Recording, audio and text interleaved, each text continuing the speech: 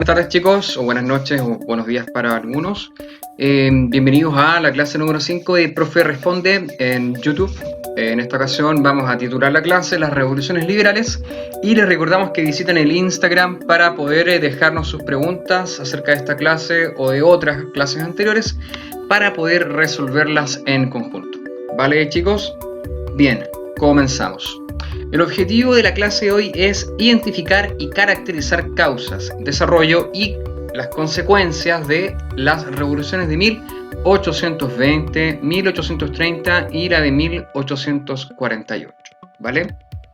Bien, entonces hay que tener en cuenta dos conceptos, primero que nada, para poder entender esta materia, los cuales son liberalismo y nacionalismo. ¿Qué es el liberalismo? Dice que es la doctrina política que postula la libertad individual y social en lo político y la iniciativa privada en lo económico y cultural. ¿De acuerdo? Como vieron en clases anteriores, Adam Smith, ¿no es cierto?, y otros autores que hablaban, John Locke también, de la protección de la propiedad privada, del despegue, por ejemplo, también del pensamiento ilustrado, ¿no?, que deriva después en esta forma de liberalismo, y otros autores también que hablaban acerca de los derechos individuales de las personas, ¿no es cierto?, lo que se ve en la Revolución Francesa, la libertad, la igualdad, ¿no es cierto?, la fraternidad y otros valores asociados al liberalismo. Y también tenemos el nacionalismo, que es un sentimiento fervoroso de pertenencia a una nación y de identificación con su realidad y con su historia, ¿de acuerdo? Hay que hacer la diferencia con patriotismo, ¿de acuerdo? La palabra patriotismo, que se deriva de la palabra patres, alude a el amor, por ejemplo, a la tierra donde tú naciste, de donde tú provienes, ¿de acuerdo? Es un amor, un sentimiento, una pertenencia espacial que tú tienes hacia una cultura, hacia un lenguaje, hacia la tierra en la que tú creciste y en la que te desarrollaste como persona. El nacionalismo, chicos, es una construcción mucho más compleja, porque el nacionalismo es una ideología, más que el patriotismo, ¿no es cierto?, que es un sentir, es un sentido de pertenencia. El nacionalismo es una conjugación, es una especie de amalgama de muchos conceptos entrelazados que se sintetizan en este sentimiento fervoroso, ¿no es cierto?, que es ficticio, que se construye, se arma. Nadie nace, por ejemplo, diciendo aguante Chile, ¿no? O nadie nace diciendo, no sé, aguante el Buy, aguante el Albo, no. ¿No es cierto? Son construcciones que la sociedad nos va mostrando en el camino, muchas veces impuestas y otras veces, ¿no es cierto?, elegidas por nosotros mismos.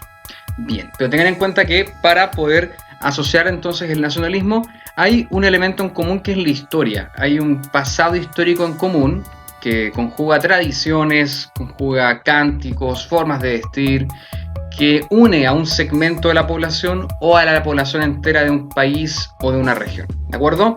Entonces estos dos elementos son la clave para poder entender qué fueron las revoluciones de 1820, 1830 y 1848, y ya han pasado la mejor de las lecciones, ¿no?, que fue la Revolución Francesa. Allí ustedes pueden ver, ¿no es cierto?, cómo van a conjugarse estas dos ideas, estos dos conceptos en la cancha.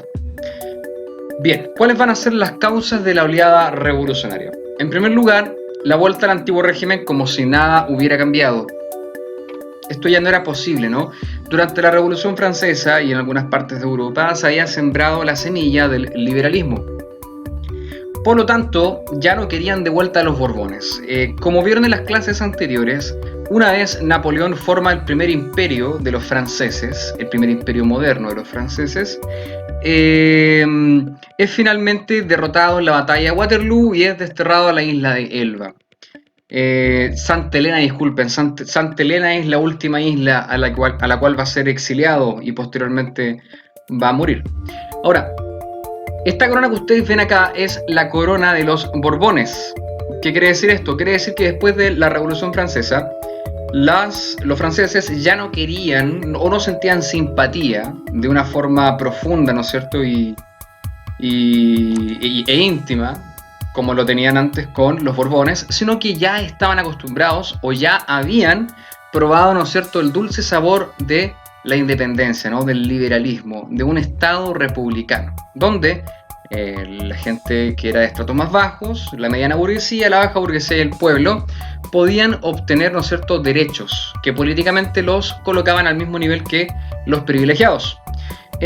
También ya no se consideraban súbditos de un rey, sino que eran ciudadanos de pleno derecho de su país. Esto le hacemos el mérito al nacionalismo.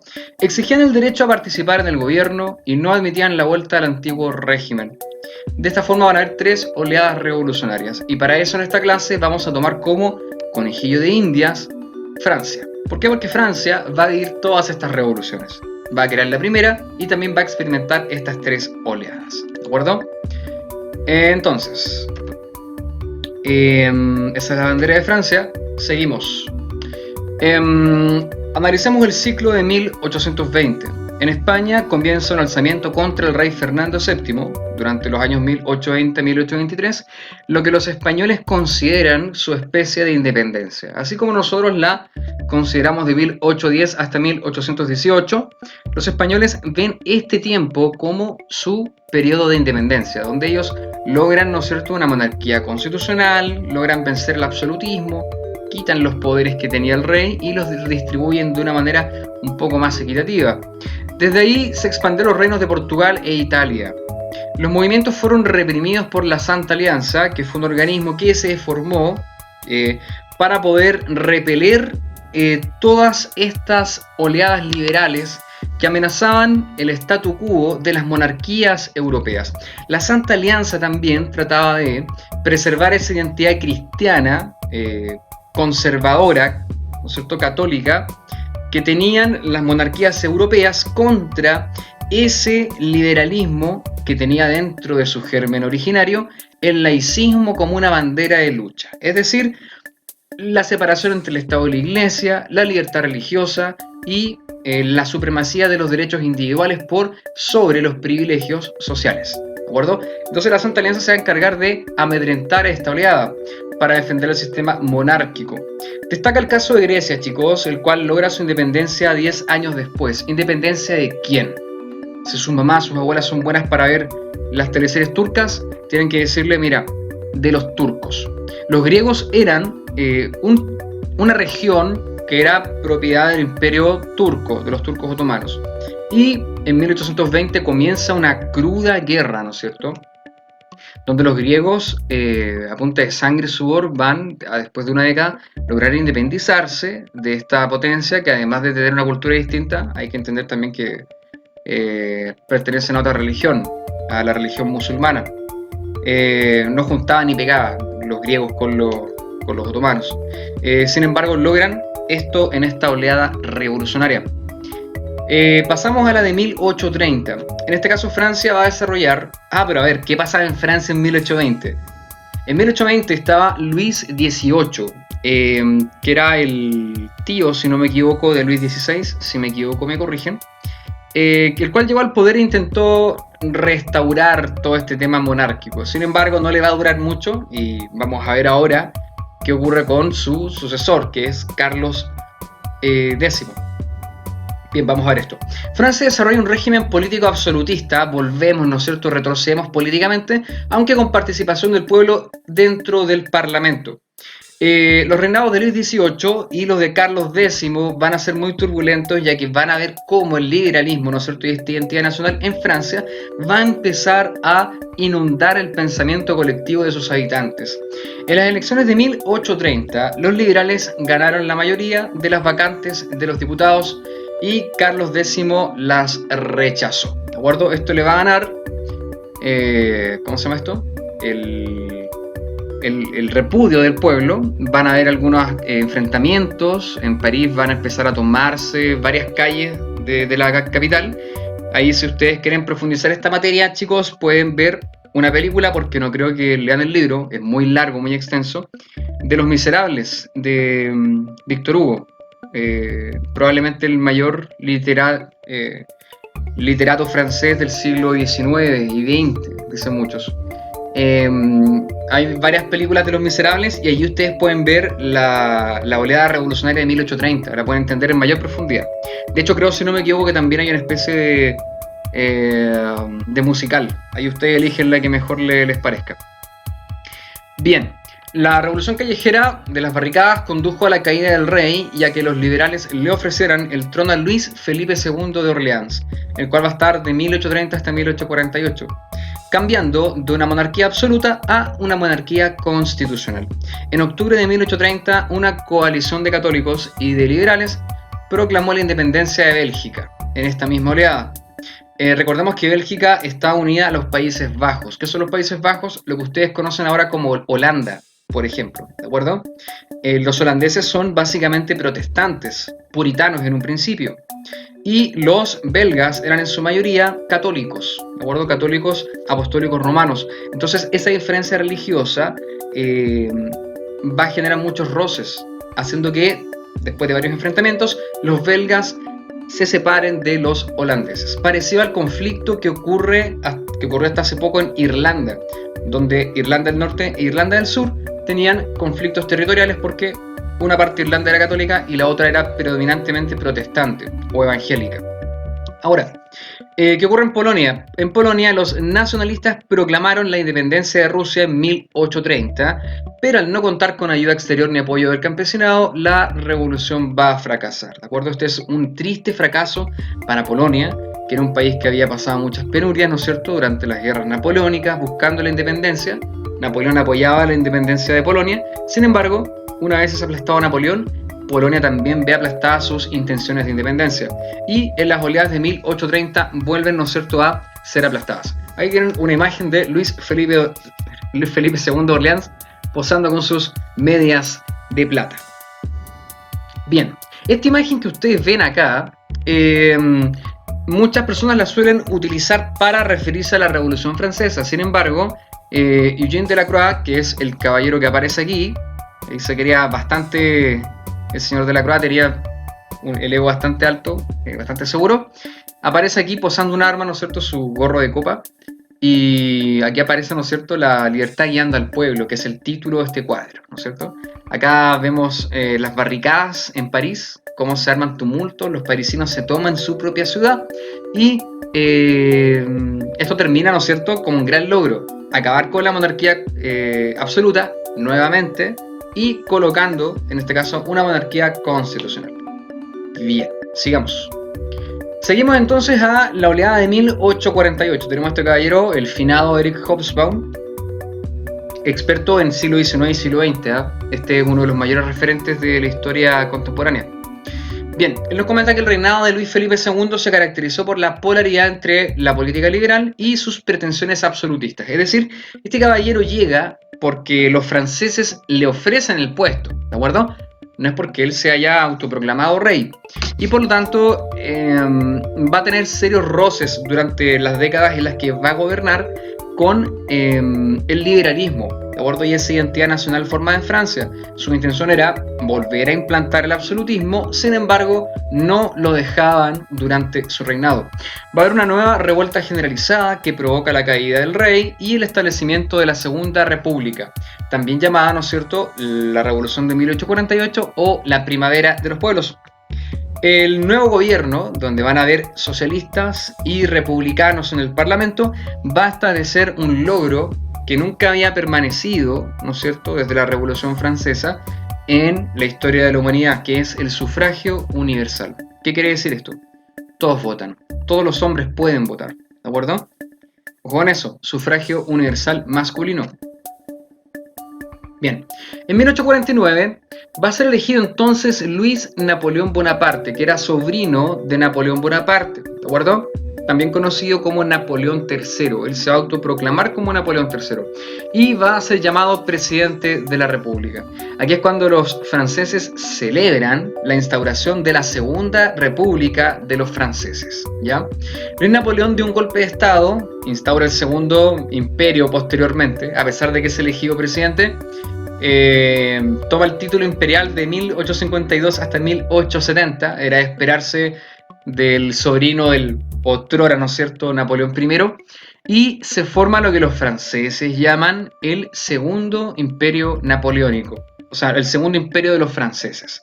El primer imperio fue el de Napoleón I y el Segundo Imperio es el que forma el autodenominado Napoleón III, que a todo esto no tenía ni un mérito militar comparado con su tío, Napoleón Bonaparte. Este caballero, que es Luis Napoleón Bonaparte o Napoleón III, no va a lograr grandes cosas en el ámbito militar, chicos, ¿de acuerdo? Va a ser de carácter liberal en materia económica y se consolida el capitalismo en Francia. Esta es una buena época para ser burguesa en Francia. Gobierna de manera dictatorial hasta 1860, aunque después da un paso a una serie de reformas liberales, las cuales culminan con el establecimiento de una monarquía limitada. Eso ya es en su última etapa. Vamos a hablar de esto en otra ocasión, chicos, porque acá también hay un fenómeno militar muy importante que tienen que entender para poder después comprender la Primera Guerra Mundial, y es la Guerra Franco-Prusiana entre 1870 y 1871. Ahí es cuando los alemanes, o en aquel tiempo los prusianos, al mando del canciller Bismarck, llegan a marchar en el corazón de París, colocar la bandera, marchan, ¿no es cierto? Y creo que en Versalles firman el derrocamiento de Napoleón III, una humillación garrafal para los franceses, lo que explica, ¿no es cierto?, la Primera Guerra Mundial, pero esa es harina de otro costal. Vamos para acá. El movimiento en consecuencia se propaga por el resto de Europa, nace en Francia y se exporta como una especie de producto que se compra, ¿de acuerdo? En el Imperio Austríaco lograron implantar una monarquía constitucional, lo cual va a ser un gran logro. Recuerden que Austria, o el Imperio Austríaco, era la potencia absolutista, líder, que organizaba, ¿no es cierto?, con el sistema Metternich y otros líderes más, la defensa de este sistema de gobierno, ¿no es cierto?, y de sociedad también, el sistema absolutista. En Italia los revolucionarios luchaban a la vez por la libertad y por la unidad, pero van a fracasar. Y en Alemania los patriotas consiguieron establecer constituciones en 39 estados y se convocó una asamblea nacional que nombró regente a Juan de Habsburgo. Sin embargo, la unificación de Italia y de Alemania la veremos en otra clase, y estoy seguro que en estas dos unificaciones va a salir más de alguna pregunta PSU para esta prueba transitoria. Bien, leamos lo que dice el caballero Erich Hobsbawm acerca de estas oleadas revolucionarias, especialmente la de 1848. ¿Ya? Leo. Las revoluciones de 1848, pues, requerían un estudio detallado por estados, pueblos y regiones. No obstante, cabe decir que tuvieron muchos aspectos en común, como que ocurrieron simultáneamente, que sus destinos estaban unidos y que todas ellas tenían un carácter y estilo comunes, una curiosa atmósfera romántica y utópica y una retórica similar, para la que los franceses inventaron la palabra, no tengo idea cómo se dirá en francés, ahí, 48ista, ¿de acuerdo? Como nosotros cuando decimos 18esco o algo así. Bien, continúo. Cualquier historiador lo reconoce de inmediato. Las barbas, los chales, los sombreros de ala ancha de los militares, las banderas tricolores, las barricadas, el sentido inicial de liberación, de enorme esperanza y de confusión optimista. Era la primavera de los pueblos y, como ocurre con la estación, no perduró. Todas ellas se desarrollaron y languidecieron rápidamente y en la mayoría de los casos de manera total. Bien, ¿qué nos dice este texto entonces?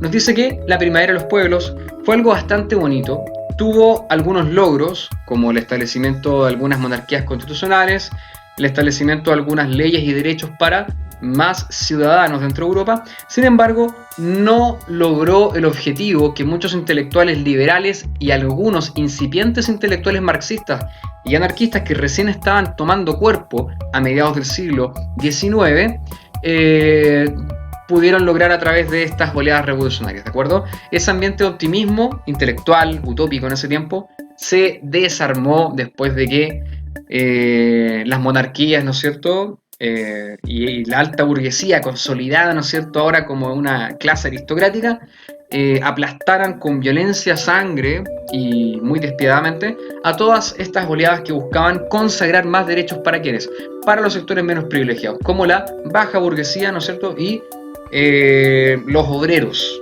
que en ese tiempo empezaban ya a proliferar en Europa, producto de la incipiente revolución industrial que está invadiendo a otros países. Bien, como consecuencias, chicos, destacar, las revoluciones fueron dirigidas y lideradas por la burguesía, ya consolidada como clase. Se acabó con el sistema Metternich, se consolidó el Estado-Nación como la forma de gobierno más popular y el absolutismo comenzó a ser impopular. ¿De acuerdo? La burguesía aprovechó el liberalismo como un canal para consagrarse como clase, dominante y compartir el poder junto con la nobleza en la Europa del siglo XIX. Vamos entonces a hablar de la influencia del liberalismo en América. Hagamos un paralelo. ¿Qué pasa en América? A pesar de los intentos de las metrópolis europeas por impedir la llegada de las ideas liberales a sus territorios ultramarinos, esto fue imposible por el deseo de autogobernarse, la lucha por los derechos individuales y las políticas liberales y republicanas junto con el fenómeno del abolicionismo. ¿Cuáles van a ser los principios del liberalismo? Ahí después ustedes los van a poder leer y profundizar. Yo solamente voy a leer los títulos y los voy a comentar brevemente. El deseo por autogobernarse. Como ustedes bien saben, ese deseo por la independencia y por tener soberanía política va a invadir no solamente a las naciones europeas, sino que en el resto del mundo, también como en América, van a haber varias oleadas de independencia que podemos ver o que ustedes ya conocen. La lucha por los derechos individuales. Ahora importa mucho la idea de que el Estado garantice los derechos de cada persona, pero no como colectivo, sino como individuo particular, es decir, una persona con derecho a propiedad, con derecho a libertad de expresión, con derecho a desarrollarse como individuo, ¿de acuerdo? Políticas liberales y republicanas. Creo que todos lo conocemos bastante bien. Y el movimiento abolicionista, que va a tener grandes exponentes, especialmente en Estados Unidos. A pesar de que en Chile teníamos grandes abolicionistas, ¿no? Como nuestros primeros dictadores o presidentes, como lo fue Ramón Freire, como lo intentó también Bernardo Higgins en su tiempo, y más adelante, bueno, y antes José Miguel Carrera y otras personas que estaban en contra de la esclavitud. Y en el mundo también es curioso que Estados Unidos, siendo el primer país con ideas liberales en independizarse en el siglo XVIII, no tuviera dentro de su carta de gobierno o sus planes de gobierno la liberación de la población esclava en Estados Unidos. Y vemos, chiquillos, esos problemas que son problemas estructurales de la sociedad norteamericana en el tema de hoy, ¿no? Con el asesinato del señor George Floyd y las consecuencias que ha traído en este momento que se están viendo en Estados Unidos. Entonces la historia nos habla, en este caso, de una causa estructural con características de larga duración que vale la pena estudiar y echarle un ojo. Acá podemos ver, chicos, la restauración y las revoluciones liberales. Vamos a ver brevemente, ¿no es cierto?, todo esto que ya lo vimos, que la restauración es atacada por el liberalismo, el nacionalismo y las unificaciones nacionales. Ataque que se va a dividir en tres etapas, ¿no? La de 1820, la de 1830 y la de 1848. La restauración monárquica, recordemos, es defendida por el Congreso de Viena, ¿de acuerdo? Intenta detener las revoluciones burguesas y es defendida por este organismo que es dirigido por Clemens von Metternich, un ministro austríaco. Mediante la restauración del absolutismo y la restauración del antiguo régimen. Sin embargo, en 1820 Grecia logra independizarse, teniendo en cuenta igual que España también, chicos, logra resolver una monarquía constitucional. En 1830 se consigue la independencia de Bélgica y la monarquía constitucional en Francia. Y en 1848 también la primavera de los pueblos y la posterior formación de la Segunda República de los Franceses. ¿Cuál es el objetivo de esto? La democratización de la sociedad y también la construcción de una identidad nacionalista más consolidada. ¿Cuáles son los últimos países en unificarse? Alemania e Italia. Y esto está relacionado con la Primera Guerra Mundial y lo vamos a ver en otras clases, ¿de acuerdo? Bien, para que no nos perdamos, les explico esta breve línea de tiempo. Tomemos a Francia como nuestro conejillo de Indias. Napoleón I gobierna con el primer imperio napoleónico, posteriormente es despojado de su poder y llega Luis XVIII restaurando en este caso las monarquías absolutas, el absolutismo en Francia. Posteriormente vuelve Napoleón I, ¿no es cierto? Después es derrotado en Waterloo, queda su hijo Napoleón II brevemente, y en 1815 vuelve, en este caso Luis XVIII, pariente de Luis XVI, Borbón, a gobernar en Francia. Posteriormente Carlos X de la Casa de Orleans gobierna hasta 1848, donde ocurre la primavera de los pueblos y el señor, bueno, aquí está Luis Felipe, ¿no es cierto?, el cual logra, ¿no es cierto?, posteriormente establecer una monarquía constitucional aquí en 1830, ¿no es cierto?, después está Luis Felipe I, y tenemos una breve república que es la Segunda República Francesa, y posteriormente ya en 1853 en adelante hasta 1870 el Segundo Imperio Napoleónico con Napoleón III, ¿de acuerdo? Y después de esto, chiquillos, no van a haber más monarquías en Francia. Los franceses están muy orgullosos de no tener reyes, ¿de acuerdo? Los ingleses tienen reyes, los daneses tienen reyes, los de Mónaco, Luxemburgo, muchas naciones europeas tienen reyes. Los franceses se sienten muy orgullosos de no tener reyes ni líneas reales hasta el día de hoy dentro de su historia, en su sistema de gobierno. Bien, analicemos estos planos brevemente, chicos. Como ustedes se dan cuenta, en este está la oleada de 1820, donde están marcadas las principales revoluciones.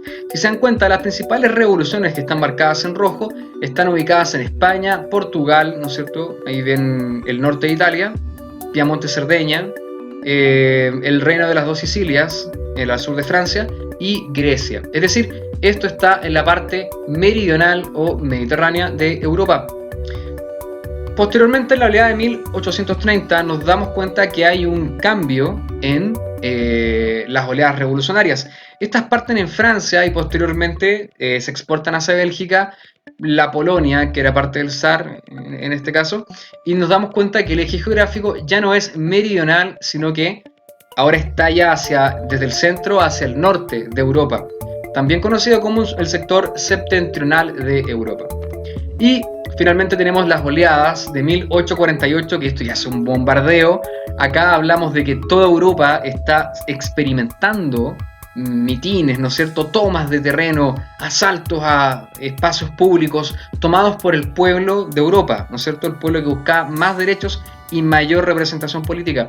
Acá vemos el Reino de Prusia, ¿no es cierto?, Múnich, Francia, el norte de Italia. Toda Italia comienza un proceso revolucionario, el Imperio Austríaco, Venecia, ¿no es cierto?, todo lo que es la Europa conocida hasta aquel entonces, se ve envuelta en estas oleadas.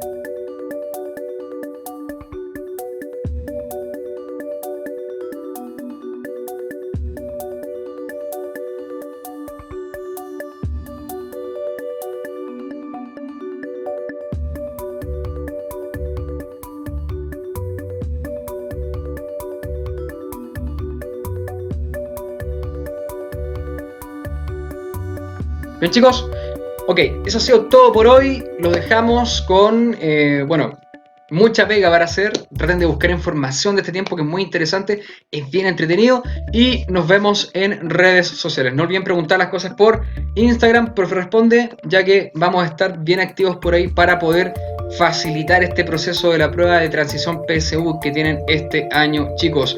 Un abrazo a todos y nos vemos. Chao.